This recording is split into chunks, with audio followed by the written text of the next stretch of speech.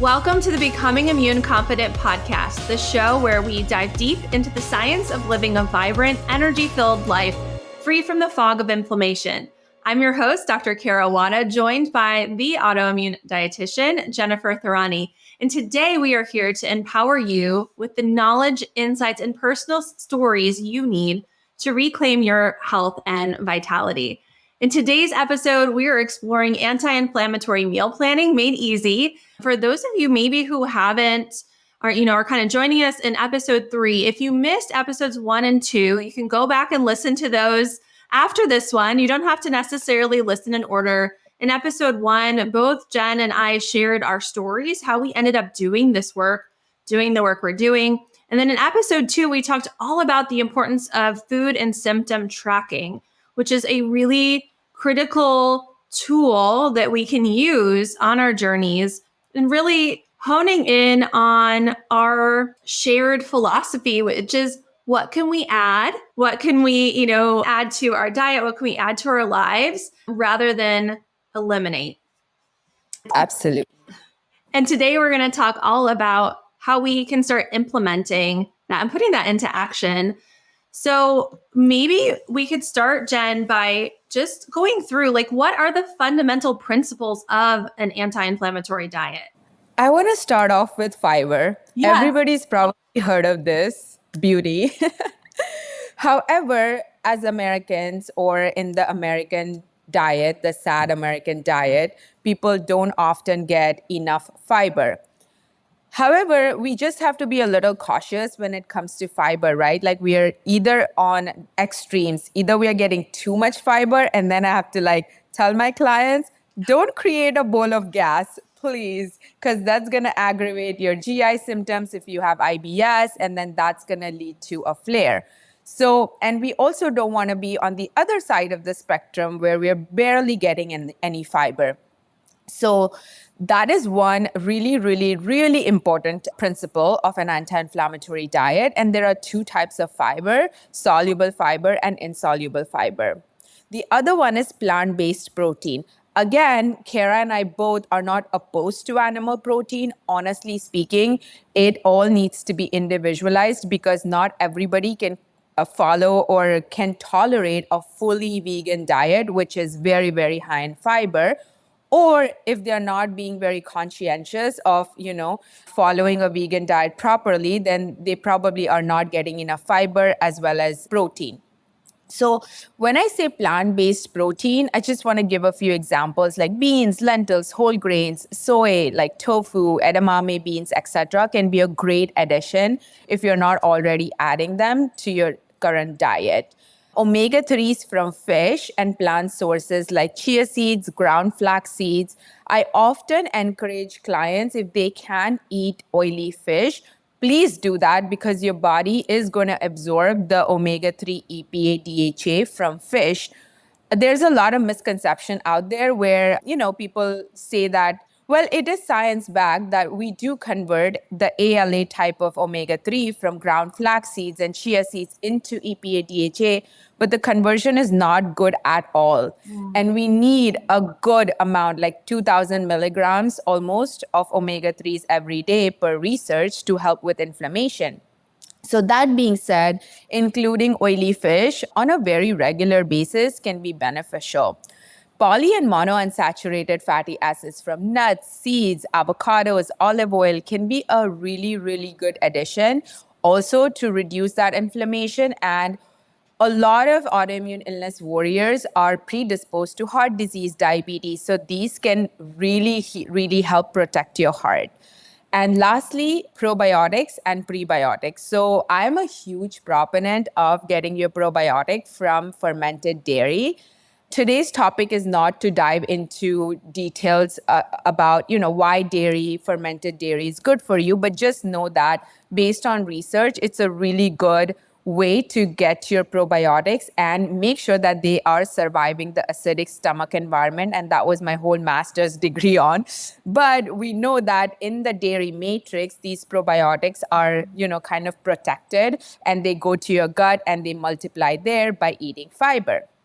And then prebiotics like garlic or artichokes, Jerusalem artichokes, and things like that can also be really good sources of fiber. But overall, if your diet includes all of these principles, you're well on your way to, be following an anti-inflammatory diet to lower inflammation. So I can see our listeners. So I'm putting myself back in, my shoes a few years back, right? Of thinking, oh my gosh, this sounds like a lot. How am I actually going to do this? And you've created some really helpful tools, kind of the whole teach a person to fish, pun a little bit intended, but that, I'm able to use this now to kind of go down a little checklist in my head as I'm putting together a plate, from the fridge, if I'm throwing together a quick meal, like a lunch while I'm working from home, or, one of the ways that I've told you that this has really helped for our family is I have to plan ahead. We have a lot going on with the kiddos. And for us, what's worked best is I sit down once a week. I pick out the recipes that, the new recipes I want to try, a couple of my old standbys that are really, I know my kids like them and I've already kind of optimized them nutritionally using these principles. And I can go ahead, plan that all out, get my grocery list, get everything ordered and together and prepped so that I am ready for that week ahead. Yeah. I think meal planning and prepping is so important. And I think what resonated with a lot of our clients in our group coaching call recently that just came to mind about meal planning and prepping is like, it doesn't even have to be that boring, right? Like a lot of times we know that many people may not like to cook, like I love cooking. But honestly, also when there was a time recently when I went to India and I wasn't cooking and I was only like pampered, like truly pampered, when I came back from India, it took me like a couple of weeks to even get back, like my mind on track, even though I had bought groceries. So that was step number one. Maybe I didn't cook all of the things that I wanted to during those weeks, but at least doing grocery shopping was really important, right? So even like thinking about like how can you make your grocery shopping more fun, or how can you like have like 30 minutes on a weekend where you have your candles on, maybe a diffuser with essential oils, asking your husband to take the kids, or if the husband is away with the kids, taking that self-care time, maybe going in the bathtub, bubble bath, while you do your little like mental, grocery list. So I think always it's very important to combine a very boring task with a fun task. Then it's like, oh my God, now I can really like have fun with this, right? So another way is like when you're cooking, putting on some music or just like dancing a little bit, or like bringing your kids in and making like fun out of that instead of thinking and dreading like, oh my God, I'm so tired, which we completely understand. It is very normal, right? With autoimmune illness. And even without that, right? Like I come home, I'm tired, I lay in bed for like 15-20 minutes, right? So it's very common, but with autoimmune illness, it's even worse. So meal planning and prepping doesn't even have to be boring. And Kara has a very good masterclass if you guys haven't already taken that one on meal planning and prepping. Yeah, the one thing I have done lately, I have gotten hooked on some of these real estate shows on Netflix. They are like my guilty pleasure. Selling Beverly Hills just released. Yes. I haven't watched that yet. A new season. And so, I like having just a little something that I can kind of, I don't have to really pay attention to, but it does make some of these tasks more fun. Folding laundry is the task that I don't like at all. And so that I save Schitt's Creek for that. That's my favorite like comfort show to turn on. And so I love that idea of, task bundling so that you're able to really work smarter and not harder. And that's what I talk so much about in that masterclass is we know that we are going to get hungry, right? It's going to happen several times a day. And if we know that our body is going to go into that fight or flight, or what I lovingly refer to as lizard brain mode, that hangry mode, I know and I would think most of you probably see this too. I know I'm not alone, that when I get into that mode, I don't have very good self-control when it comes to making decisions that are better for future me. I'm really thinking about satiating right here, right now. It's like I'm like a little toddler inside. So if I have things already kind of in the works or planned or easily accessible, those groceries, using your grocery haul, module, having that stocked, having things that look good and are ready to grab and easily have available, using that human planning part of my brain called the prefrontal cortex, accounting for 80 to 90% of the time, that gives me flexibility to have fun. Like tonight, after we're done recording, we're going to go out for family date night. We've kind of planned in that this was our night to kind of do whatever we wanted in that 80 to, that 10 to 20%. And it still allows for some spontaneity and some fun and not having to play by the rules all the time. Right, right. No, I absolutely love that. And this is one of the biggest barrier, right? Like with a lot of clients is if it's complicated, our brain just checks out. Mm-hmm. And if it's complicated, we either really like force ourselves to do it anyway because in our brain we are thinking this is good for me, but asking yourself, is this process enjoyable? Is this going to be sustainable?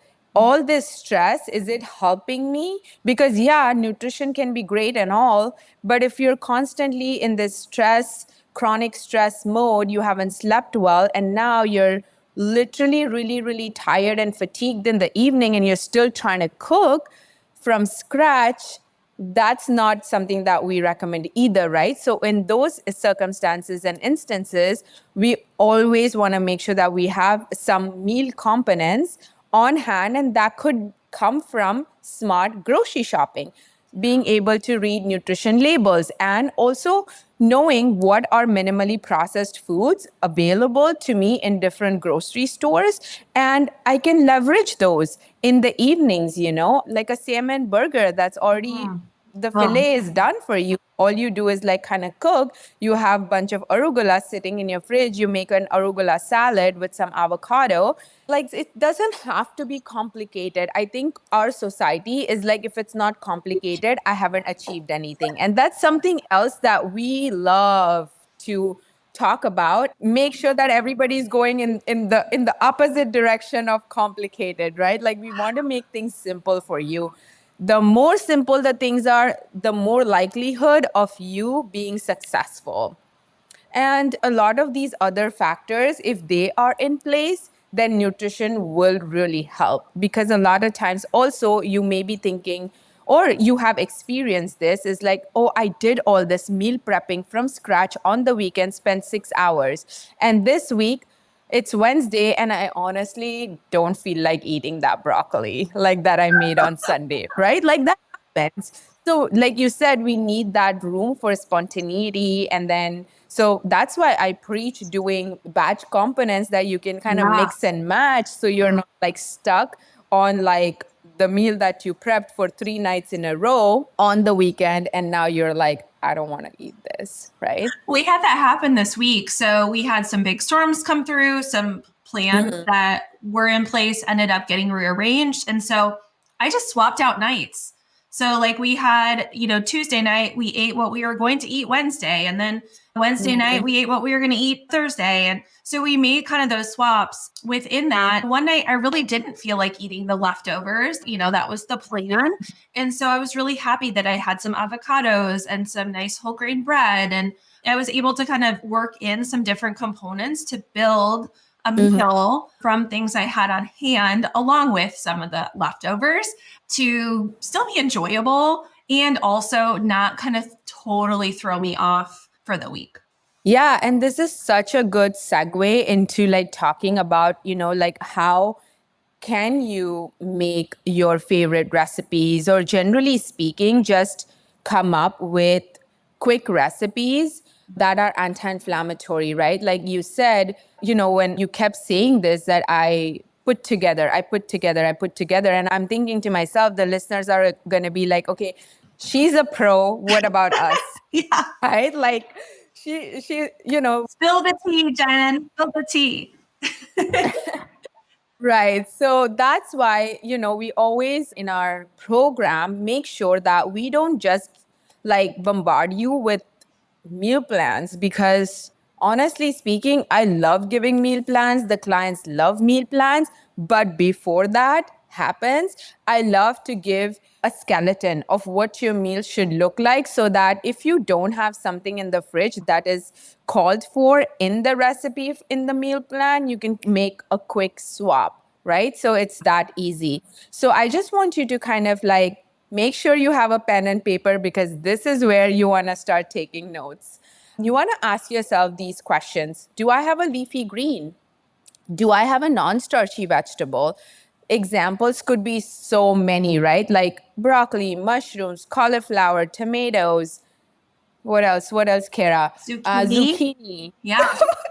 We said the same Same thing. way, like Zucchini, like right, bell like pepper. cabbage, Yeah. bell peppers, right? I'm thinking, what do I have in my fridge right now? Cucumber. I cook a lot of Indian vegetables too. So like okra can be Oh. a good option for soluble fiber. So there are so many non-starchy vegetables. Do I have a low GI carb? And low glycemic index carbohydrates is a concept we dive deep into our modules, because it's such an important topic to be covered. Because a lot of times, if you are also on a weight loss journey, you're gonna fear carbs, or maybe you fear carbs and your intake of carb is very low, but your intake of protein is very high, right? So we need to make sure that we have that balance. Do I have a lean source of protein, and do I have herbs and spices in my meal? Like that is my favorite, like herbs and spices. That's why a lot of times when I get my nails done, I'm like, now they're going to become all yellow if I eat with my hands like a true Indian.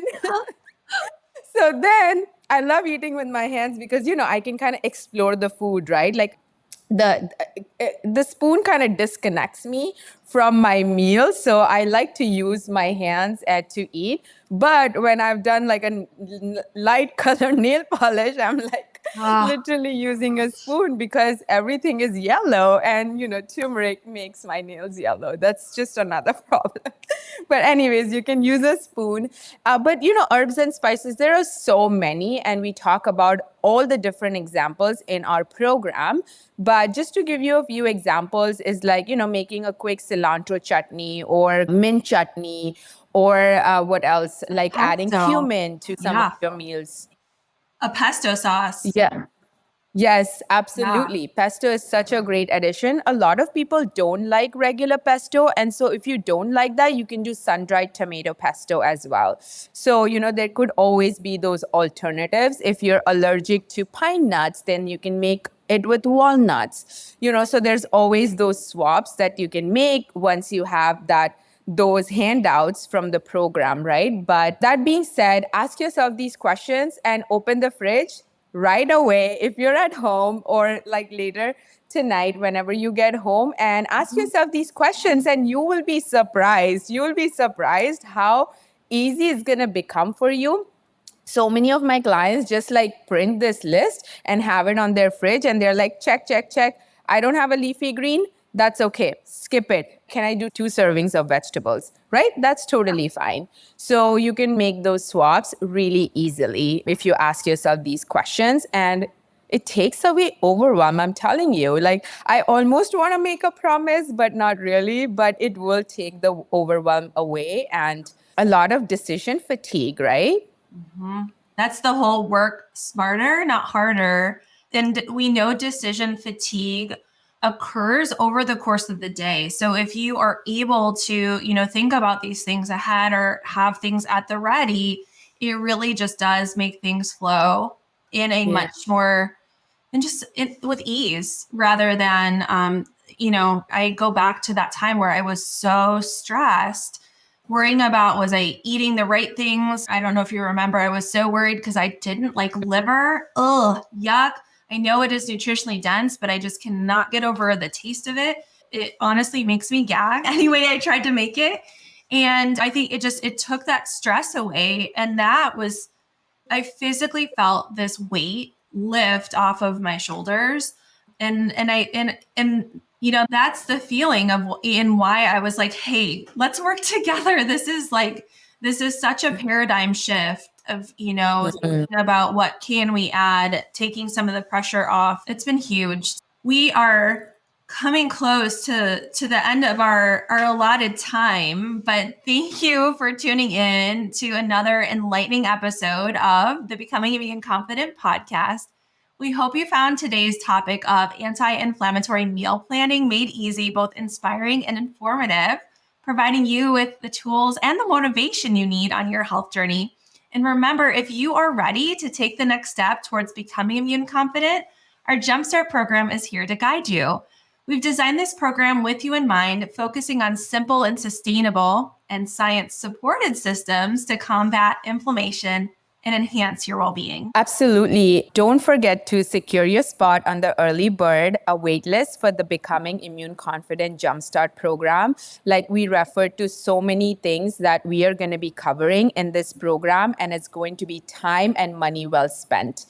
Enrollment opens tomorrow with exclusive access and a special discount for our early birds. This is your opportunity to join a community of women just like you looking to reclaim their vibrant selves and get that confidence in yourself again. I would love to share a little testimonial and feedback we had from one of our recent clients. It says, I have amazing energy, which lasts throughout the day. I haven't had any flares, which is incredible since I was having them daily in the evenings for the last 4 months and feeling exhausted by 6 p.m. I've been away twice with my family and not worried about whether I'd have any flares to deal with. And the best of all for me is I've been able to care for my 2-year-old independently. I remember this client very, very, very well because she was my first ever client when I ran the program. And after a few cohorts, you joined as one of the participants in the program. And because she was one of the first ones and she got off of her methotrexate after going through the program. And that just made me so happy. And not to say that that will happen for everybody, but just because she told me about it, I wanted to share with you that if you genuinely get that true evidence-based nutrition education, lifestyle education, as well as like rewiring your subconscious brain that Kara does such a beautiful job of helping clients with, you definitely are going to be on right track and feel less overwhelmed and improve your symptoms overall. It's amazing. And I want to thank each and every one of you for sharing your time with us today. We are here to support you every step of the way. And we want to encourage you to hop over to www.immuneconfident.com. We'll have the link in the show notes as well. And until next time, keep striving for that vibrant health and clarity that's just around the corner. Get on the wait list now so you're ready to join us, and let's embark on this transformative journey together. Make sure to subscribe to the podcast so you don't miss next week's episode, where Jen and I are going to discuss the science behind nutrition and immunity. Until then, have a great week. Absolutely. Bye. If you are loving this mix of self-discovery and science found here on the Becoming Immune Confident podcast, I'd love to invite you to sign up for my email list. Hop over to drkarawada.com and hit subscribe to ensure you don't miss out on any insights into new immune system science or how we can harness healing through our daily habits. Are you ready to feel confident, energized, and more like that BA that you used to be? Here's how we can work together. Jenifer, an autoimmune dietitian, and I, board-certified immunologist, have put together the one and only Becoming Immune Confident comprehensive course, coaching, and community membership. What we do is we help women with misbehaving immune systems reclaim control over their health while minimizing fatigue, fog, and pain, all caused from too much inflammation. So if you are ready to have confidence and clarity around your immune system health, and a sense of certainty knowing that you are doing the best for your health and the health of your family, hop over to immuneconfident.com for details on how we can work together. We can't wait to connect. Hey there, amazing listeners. Before we wrap up today's episode, I want to take a quick moment to ask for your support. If you're enjoying the content of the Becoming Immune Confident podcast we're bringing you week after week, there's a simple but incredibly impactful way you can show your appreciation. You see, leaving a review is like giving us a virtual high five, and it helps our podcast reach even more people who could benefit from the valuable insights, entertainment, and inspiration we strive to provide week after week. So if you're finding value in what you hear, here's what you can do. Open up your podcast app, whether you're on Apple Podcasts, Spotify, or any other platform, and give us a glowing 5-star review. We're dedicated to bringing you the best, and your feedback helps us fine-tune our content to suit your interests and needs. But hey, don't stop there. If you have a moment, leaving a few kind words in the review section goes a long way too. Share what you love about the podcast, your favorite episodes, or how it's made a positive impact on your life. Your words not only brighten our day, but they also encourage others to join our incredible community. Remember, every 5-star review and every word of encouragement counts. It's like fuel to keep us creating, innovating, and striving to make your listening experience even better. So, if you're up for it, show us some love by leaving us that virtual high five in the form of a 5-star review today. And a huge shout out to all of you who have already taken the time to do so. You rock. Thank you for being a part of our podcast journey, and we can't wait to keep bringing you more amazing episodes in the future. Until next time, keep shining and keep listening and keep on building that confidence in yourself and your immune system health. Take care.